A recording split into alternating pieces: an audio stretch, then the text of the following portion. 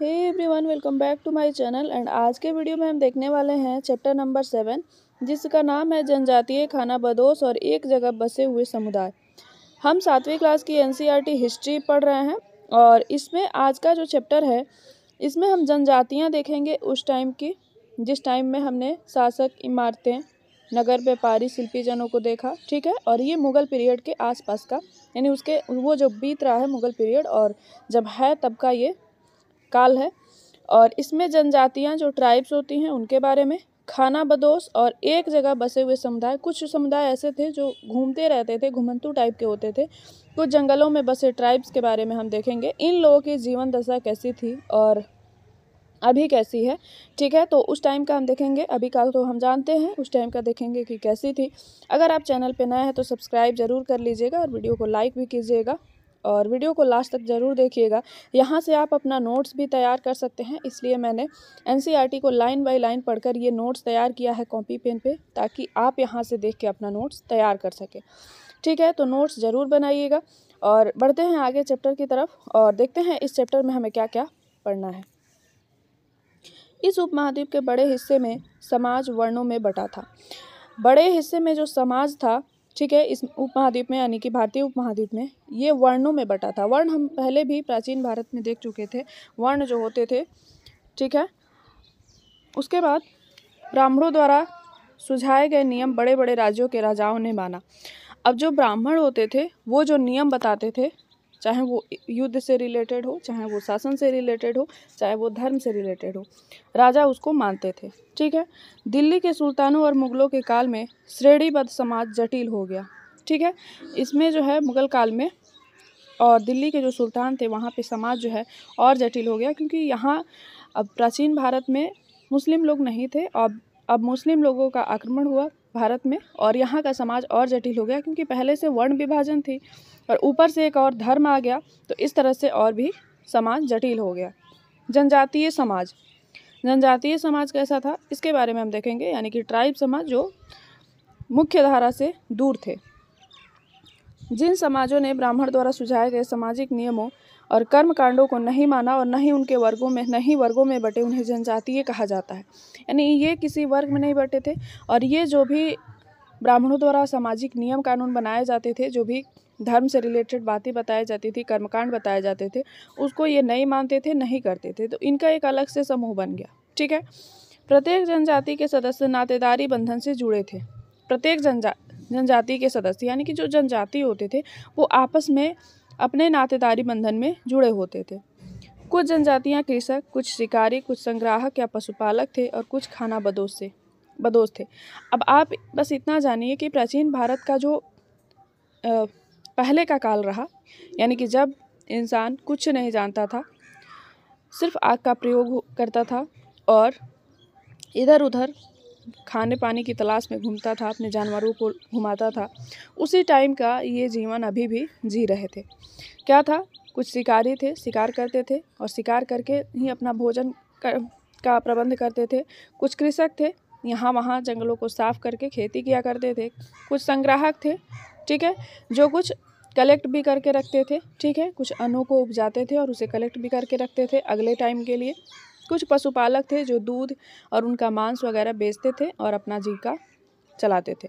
कुछ खानाबदोश थे, ठीक है, जो यहाँ से वहाँ तक घूमते रहते थे, उनका कोई स्थायी ठिकाना नहीं रहता था।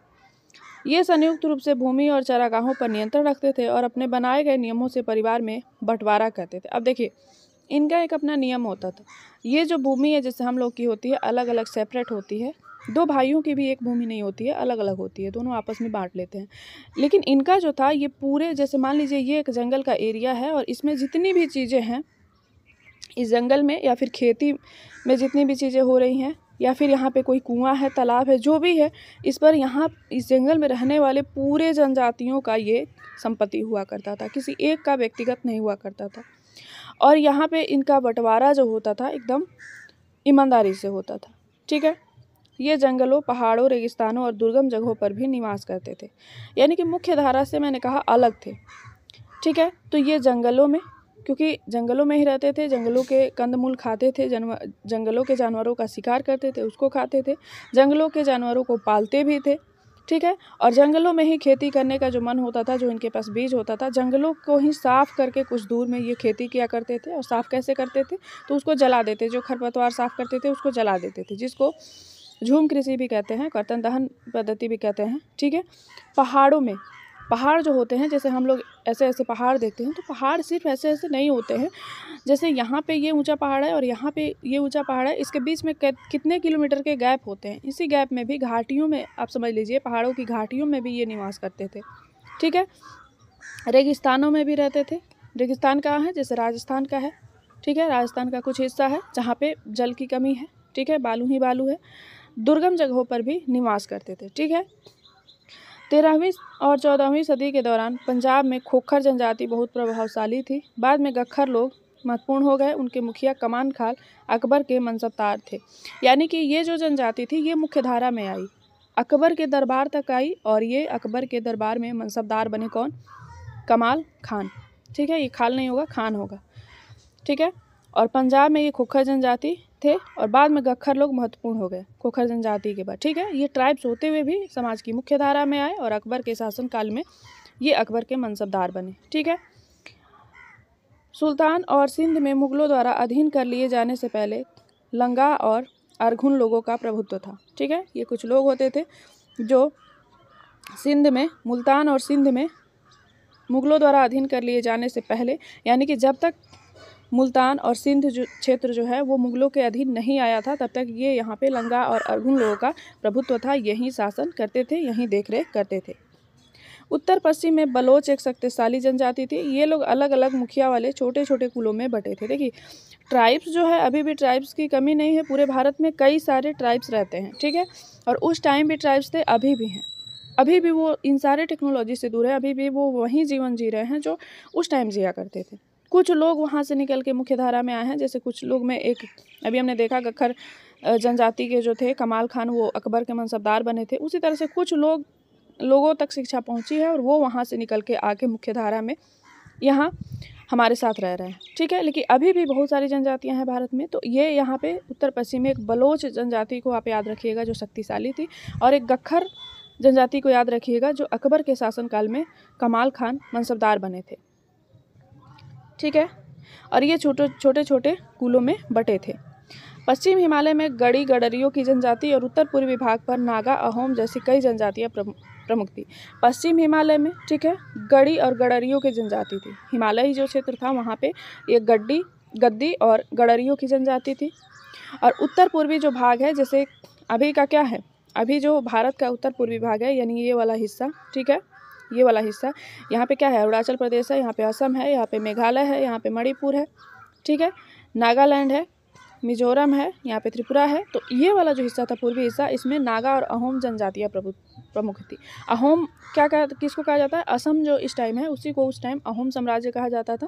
और नागा क्षेत्र था, ठीक है, नागालैंड जो है वो वाला हिस्सा नागा क्षेत्र था। 12वीं सदी में बिहार और झारखंड के कई इलाकों में चेर सरदार शाहियों का उदय हो चुका था। इस क्षेत्र में मुंडा और संथाल जनजाति थी। ये उड़ीसा और बंगाल में भी रहते थे। और आप देखेंगे आधुनिक भारत में मुंडा और संथाल जनजातियों का विद्रोह, यही मुंडा और संथाल जनजाति है जो भारत में अंग्रेजों ने जब उनके क्षेत्रों में हस्तक्षेप करना शुरू किया तो उसका जो है विरोध करने लगी। और कई सारे मुंडा विद्रोह, संथाल विद्रोह और भी कई सारे उनके देखा देखी जनजाति विद्रोह हुए। ठीक है। तो ये यहीं से उभरे थे मुंडा और संथाल। उड़ीसा और बंगाल में भी रहते थे और बिहार वाले क्षेत्र में भी ये रहते थे।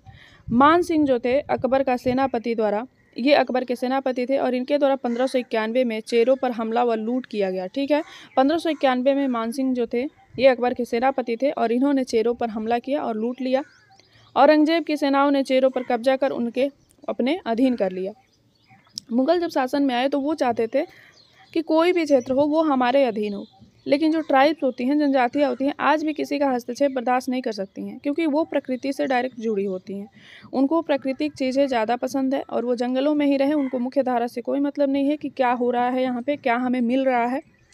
लेकिन वो अगर आप उनके क्षेत्र में जाएंगे तो वहाँ पे वो हस्तक्षेप बर्दाश्त नहीं कर सकती। अंग्रेज़ों ने यही किया, क्योंकि अंग्रेज़ जो होते थे लोहे की खदान वगैरह के लालच में और लकड़ियों के लालच में उनके क्षेत्रों में घुसने लगे, जंगलों को काट कर वो वहाँ पे खेती करवाने लगे।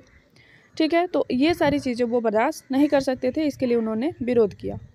कर्नाटक और महाराष्ट्र की पहाड़ियों में कोली, जो गुजरात में भी बेराद और कई जनजातियों का निवास था। ठीक है, तो इन जनजातियों का नाम आपको याद रखना है और किन क्षेत्रों में रहते थे। दक्षिण भारत में कोरागा, वेतर, मारवाड़ दूसरी जनजातियाँ थी।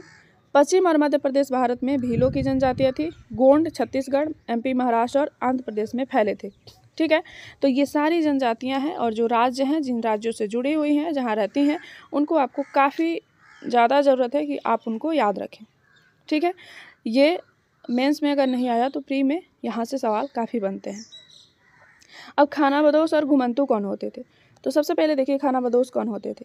जीवन, ठीक है, दूध और अन्य पशुचारी उत्पादों पर निर्भर था।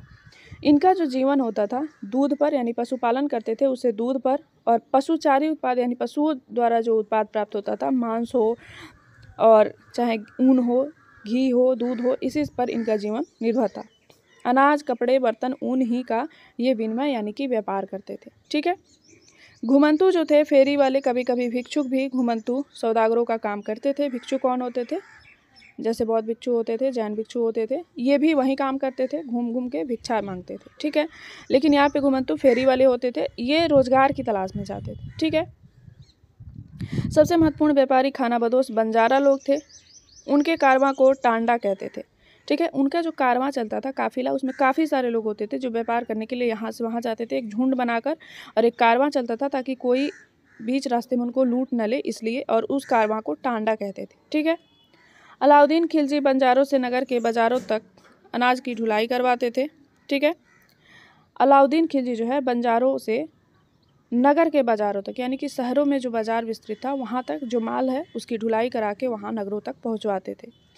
जहांगीर का संस्मरण, बंजारे विभिन्न इलाकों से अपने बैलों पर अनाज लेकर शहरों में बेचते थे। ठीक है, विभिन्न इलाकों से वो अनाज ले जाते थे अपने बैलों पर लाद कर और उसे शहरों में बेचते थे।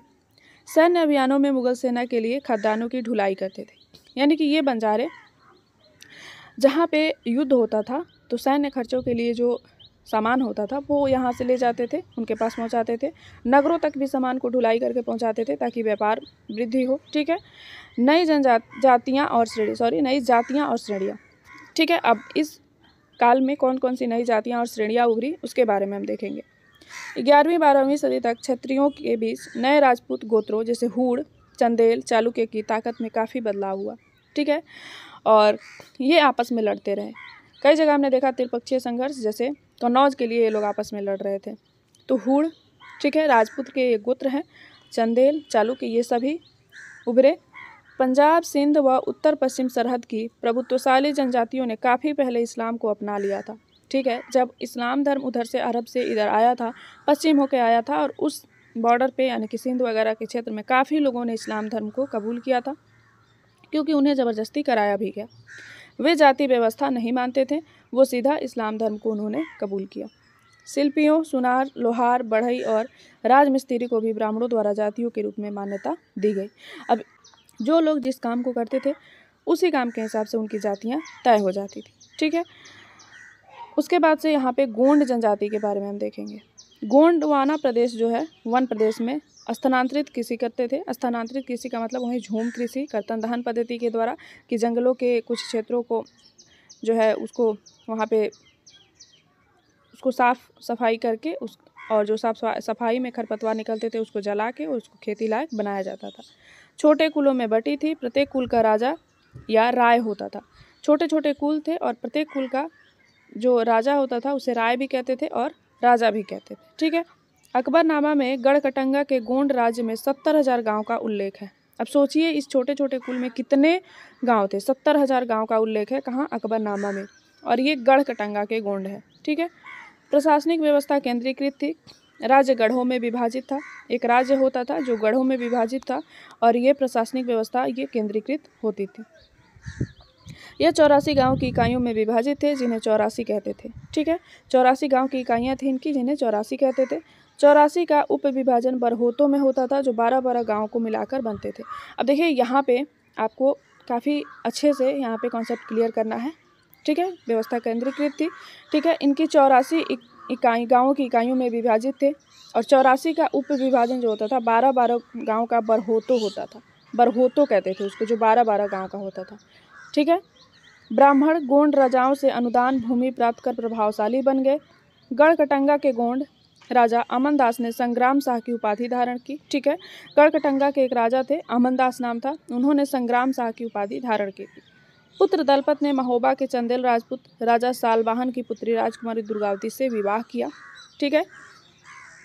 रानी दुर्गावती का नाम आपने सुना होगा। ये दलपत जो थे उनकी पत्नी थी। दलपत की मृत्यु के बाद रानी दुर्गावती ने 5 साल के पुत्र वीर नारायण के नाम पर शासन संभाली। ठीक है।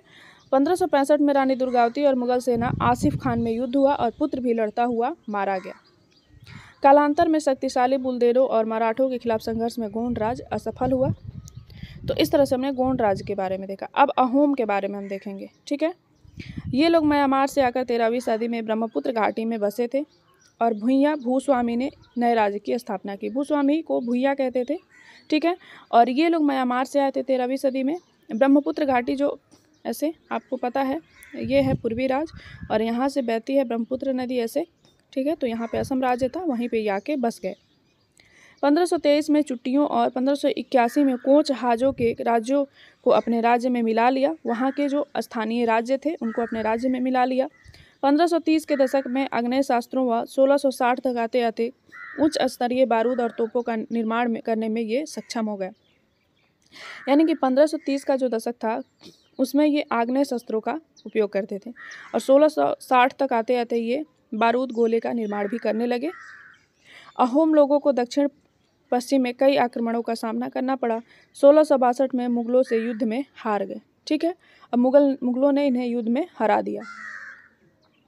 अहोम राज्य बेगार पर निर्भर था। राज्य के लिए जिन लोगों ने से जबरन काम लिया जाता था वे पाइक कहलाते थे। ठीक है। पाइक विद्रोह भी हम देखेंगे मॉडर्न हिस्ट्री में। तो अहोम राज्य जो था बेगार पर निर्भर था, यानी कि जो काम होता था उस राज्य में उसके लिए कोई वेतन वगैरह नहीं दिया जाता था और ये जो पाइक लोग थे ये बेगारी करते थे अहोम राज्य में। आप आगे देखेंगे अंग्रेज जब आए तो पाइक विद्रोह भी हुआ, उसे हम मॉडर्न हिस्ट्री में पढ़ेंगे। जनगणना बाद अहोम लोगों को निश्चित संख्या में पाइक भेजने होते थे। ठीक है। जनगणना जब हो गया तो अहोम लोग जो थे निश्चित संख्या में पाइक भेजते थे। कहाँ? मुगल प्रशासन में। लगभग सभी वयस्क पुरुष युद्ध के दौरान सेना में अपनी सेवाएं प्रदान करते थे। दूसरे समय में वे बांध, सिंचाई व्यवस्था इत्यादि के निर्माण या अन्य सार्वजनिक कार्यों में जुटे रहते थे। जितने भी वयस्क लोग थे उनका निश्चित था कि वो सेना में कार्य करेंगे, अपनी सेवा देंगे और दूसरे समय जब वो सेना में नहीं होते थे तो बांध, सिंचाई व्यवस्था इत्यादि पे काम करते थे, उसका निर्माण करते थे और सार्वजनिक जो भी काम होते थे उसमें जुड़े होते थे। अहोम समाज कुलों खेल में विभाजित था। कुल में या तो खेल उसको कहा जाता था, उसमें विभाजित था। दस्तकारों की कम जातियां थी। ठीक है। एक खेल में कई गांव होते थे। किसान को अपने अपने गांव समुदाय द्वारा ज़मीन दी जाती थी। अब देखिए ये एक खेल होता था और इस खेल में कई गांव होते थे। ठीक है। ये कई गांव होते थे और किसान को अपने ग्राम समुदाय द्वारा ज़मीन दी जाती थी और किसानों को ये जो पूरा ग्राम समुदाय होता था इनके द्वारा किसानों को ज़मीन दी जाती थी खेती करने के लिए।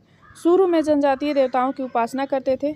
शिव सिंह जो 1714 से 44 हुए, इनके काल में हिंदू धर्म वहाँ का प्रधान धर्म बन गया। ये शुरू में जो जनजाति थे हिंदू धर्म के जो देवी देवता हैं उन्हीं की उपासना करते थे, पूजा करते थे। ठीक है। और शिव सिंह जो थे ये 1714 से 44 तक इनका काल रहा। अहोम समाज अत्यंत परिष्कृत समाज था।